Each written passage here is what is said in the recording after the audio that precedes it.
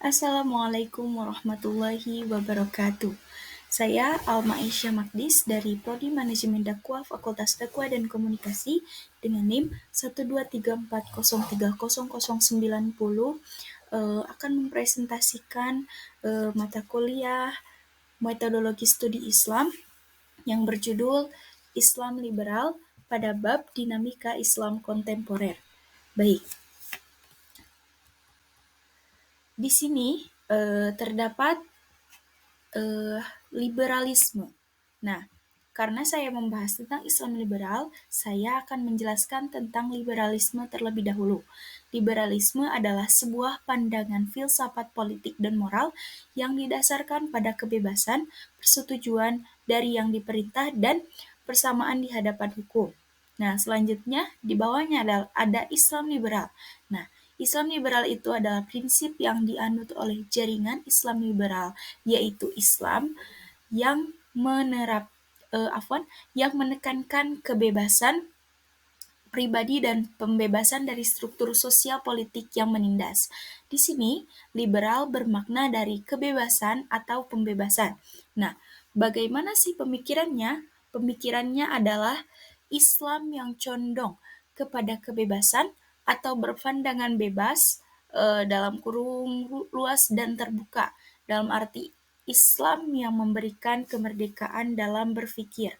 Nah, selanjutnya, pengembangan Islam liberal, yaitu membuka pintu ijtihad pada semua dimensi Islam, mengutamakan semangat religioetik, bukan makna literal teks. Yang ketiga, mempercayai kebenaran yang relatif, terbuka, dan plural. Yang keempat adalah memihak pada yang minoritas dan tertindas. Yang kelima, meyakini kebebasan dalam beragama. Yang keenam, tadi yang kelima ya. Nah, yang keenam, memisahkan otoritas duniawi dan ukhrawi, keagamaan, dan politik. Selanjutnya, dasar pemikiran Islam liberal, yaitu yang pertama adalah dasar pemikiran Islam liberal memiliki program untuk mencermati perkembangan paham liberal dan memiliki 3 bidang. Nah, yaitu yang pertama, kembali lagi, yaitu liberalisasi Al-Quran, yaitu perlu penafsiran ulang Al-Quran dan ajaran Islam, karena alasannya yaitu adalah agar prinsipnya sesuai dengan hak asasi manusia, seperti membolehkan poligami, ayat-ayat yang terkesan menindas wanita, dan lain-lain. Nah, yang kedua, liberalisasi akidah, faham yang mau meruntuhkan akidah umat Islam dengan istilah pluralisme agama.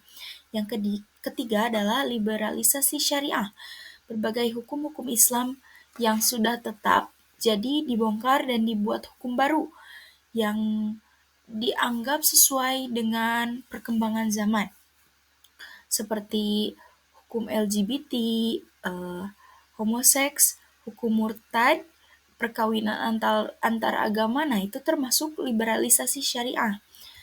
Selanjutnya, saya akan menyebutkan salah satu tokoh Islam liberal di Indonesia, yaitu salah satunya adalah Kiai Haji Abdurrahman Wahid yang populernya disebut yang biasanya kita sebut Gus Dur, yaitu Presiden keempat Indonesia. Nah, di sini beliau memiliki pemikiran yang penuh kontroversi. Beliau menyatakan ingin mengganti ucapan Assalamualaikum dengan kata selamat pagi atau selamat siang atau selamat malam atau halo, sampai beliau itu cukup berani mengatakan bahwa kitab suci adalah kitab yang paling lucah dan porno di dunia adalah Al-Quran. Itu terlalu berani ya menurut kita sebagai umat muslim, bahkan pemikirannya itu terlalu kontroversi gitu, penuh kontroversi. Nah, selanjutnya Eh, saya akan eh, menjelaskan tentang aktivitas liberalisme Islam. Yang pertama ada pendidikan. Targetnya adalah kurikulum pendidikan Islam dan pondok pesantren. Lalu ada beasiswa pendidikan, adanya jaringan intelektual Muslim. Nah, itu termasuk aktivitas pendidikan Islam. Yang kedua, di perguruan tinggi Islam, lalu di organisasi dakwah, lalu intelektual Muslim ya terhadap intelektual Muslim. Lalu ada intervensi asing terhadap liberal Islam di Indonesia. Selanjutnya ada pro kontra terhadap ini.